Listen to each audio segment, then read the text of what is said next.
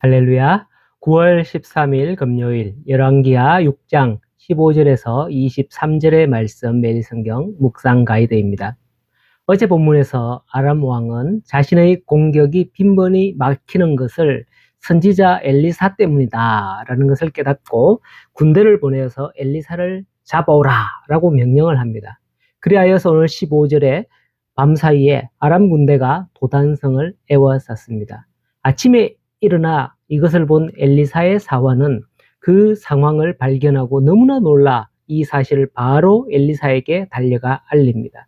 사환의 말은 내 주여 우리가 어찌하리까 하는 절망적인 탄식이었지만은 엘리사는 그 절망에 빠진 사환에게 두려워하지 말라라고 건면하며 우리와 함께한 자들이 그들이 이끌고 온 군대의 숫자보다 많다라고 말을 합니다.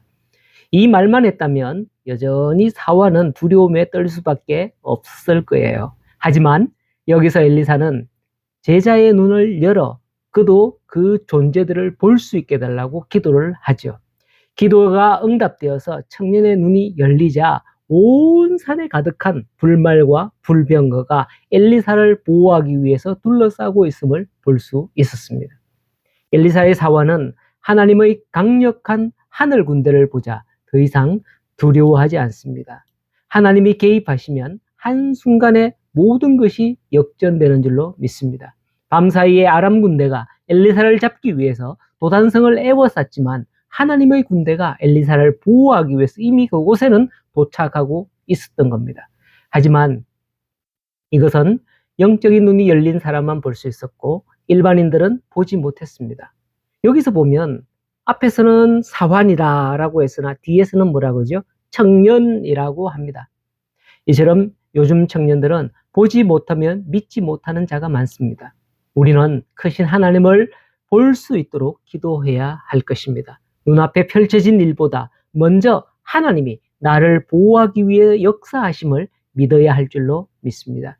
그리하여 눈앞의 일로 두려워 떠는 자가 아니라 모든 역사의 주관자이신 하나님의 뜻을 드러내는 자가 되기를 간절히 소원합니다. 자, 그리고 18절에 아람 사람들은 하나님의 사람 엘리사를 보호하고 계신다는 사실을 모른 채 공격하기 위해서 엘리사에게로 내려옵니다. 이 광경을 보고 엘리사는 다시 하나님께 기도하죠. 이번에는 아까와는 다르게 그들의 눈을 멀게 해달라라고 요청을 합니다. 제자의 눈을 열어달라고 기도한 것과는 정반대의 기도를 한 겁니다. 그리고는 이 기도도 역시 응답되죠. 이렇게 눈뜬 장님이 된 아람 군대는 엘리사가 인도하는 대로 이끌려서 사마리아까지 갑니다. 아마 엘리사가 거주하는 곳은 도단이었거든요. 도단에서 사마리아까지 거리는 대략 16km 정도 떨어져 있습니다. 그리고 그 길은 요즘처럼 도로가 아스팔트가 쫙 깔린 게 아니라 구불구불한 산을 통과하여서 가파르게 올라가는 그런 길이었다고 합니다. 하지만 아람 군대는 눈이 멀었기 때문에 자신들의 모습이 어떠한지 그 길이 어떠한지 제대로 알 수가 없었습니다. 그렇습니다. 하나님의 뜻을 분별하지 못하고 영적으로 눈이 어두워지면 이렇게 아람 군대처럼 어리석고 바보 같은 짓을 하며 세상의 조롱거리가 되는 거예요. 가는 대로 끌려가는 겁니다. 지금 우리의 영의 눈은 뜨여 있나요? 아니면 감겨 있나요? 영의 눈이 활짝 열리는 그런 은혜가 있기를 소원합니다. 그런데 여기서 끝이 아닙니다. 엘리사는 아람 군대를 사마리아 성 안까지 인도하고 엘리사는 그들의 눈을 열어서 보게 해달라고 또 기도하였습니다. 정신을 차린 아람 군대가 자신들이 사마리아 성 가운데에 있다는 것을 깨닫게 되죠. 사마리아 성 가운데에 있다는 것은 이스라엘 군대의 포위를 당해 있다는 것을 의미합니다. 이들은 엘리사를 잡기 위해서 나왔지만 오히려 이들은 엘리사에 의하여서 포로가 된 상황에 이르는 겁니다. 그들은 아람 왕의 명령에 따라서 엘리사를 잡기 위해 도단성을 포위했지만 상황은 완전히 역전되어서 자기들이 북이스라엘 수도 사마리아의 한가운데서 포위를 당하고 있던 것이었죠. 이때 엘리사는 그들에게 음식을 베풀게 하고 놓아주도록 왕에게 요청하는 겁니다. 저 같았으면 이런 괘씸한 놈들 이번 기회에 본때를 보여주겠다 했을 텐데 엘리사는 자기를 죽이려고 한 자들에게 음식을 주고 평안히 돌아가도록 하는 것을 봅니다. 이후 본문 마지막은 이로부터 아람 군대가 다시는 이스라엘 땅에 들어오지 못하니라 하고서 끝나죠. 아람 군대가 얼마 동안 이스라엘에 접근하지 않았는지는 잘 모르겠습니다.